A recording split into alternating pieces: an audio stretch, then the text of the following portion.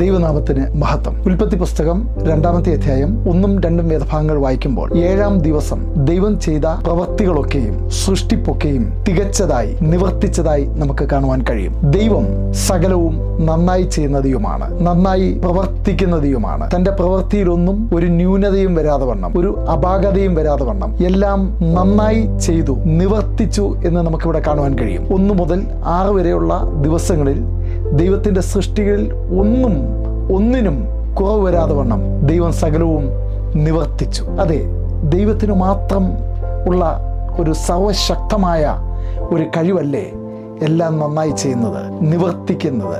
തിരുത്തേണ്ട ആവശ്യം വരാതെ വണ്ണം, ആഡ് ചെയ്യേണ്ട, കൂട്ടേണ്ട, കുറയ്ക്കേണ്ട ആവശ്യം വരാതെ വണ്ണം എല്ലാം നന്നായി ചെയ്യുന്ന കർത്താവ്. ദൈവത്തിൻ്റെ വചനം നമ്മൾ പഠിക്കുമ്പോൾ ദൈവം പല കാര്യങ്ങൾ നമുക്ക് വേണ്ടി നന്നായി ചെയ്തിട്ടുള്ളത്, നിവർത്തിച്ചിട്ടുള്ളത് നമുക്ക് കാണാൻ കഴിയുന്നുണ്ട്. ഒന്ന്, മാനവജാതിയുടെ നിലനിൽപ്പിന് വേണ്ടി സൃഷ്ടിപ്പ് അവൻ തികവുള്ളതായി നിവർത്തിച്ചിരിക്കുന്നു.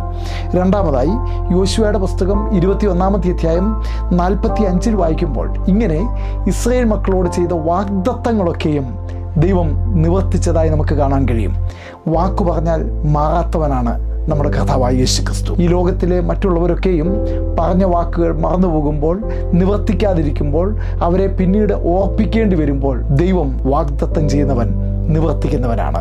മൂന്നാമതായി, 138-ാമത്തെ സങ്കീർത്തനം 7-8 വേദഭാഗങ്ങൾ വായിക്കുമ്പോൾ ദൈവം സമാപ്തി വരുത്തുന്നവനാണ്. കഷ്ടതയിലൂടെ പോകേണ്ട അവസ്ഥ വന്നാലും, പ്രശ്നങ്ങളുടെ അവസ്ഥയിലൂടെ പോകേണ്ട അവസ്ഥ വന്നാലും, അടുത്ത നാളെയുള്ള ദിവസങ്ങൾ, അടുത്ത ചുവടുകൾ എങ്ങനെയെന്ന് നാം ഭാരപ്പെടുമ്പോൾ നാം അറിയാതെ ദൈവം നമുക്ക് വേണ്ടി ഏറ്റവും പെർഫെക്റ്റായി സമാപ്തി വരുത്തുന്ന ഒരു കർത്താവാണ്. നാലാമതായി, യിരെമ്യാ പ്രവചനം 1:12 വായിക്കുമ്പോൾ യിരെമ്യാവിനോടുള്ള ദൈവത്തിൻ്റെ ആലോചനയാണ്, എൻ്റെ വചനങ്ങൾ നിവൃത്തിയാകും.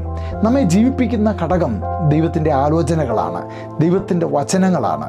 അത് നിവൃത്തിയാകുക തന്നെ ചെയ്യും. ആകാശവും ഭൂമിയും മാറിപ്പോയാലും എൻ്റെ വചനങ്ങൾ മാറിപ്പോകുകയില്ല.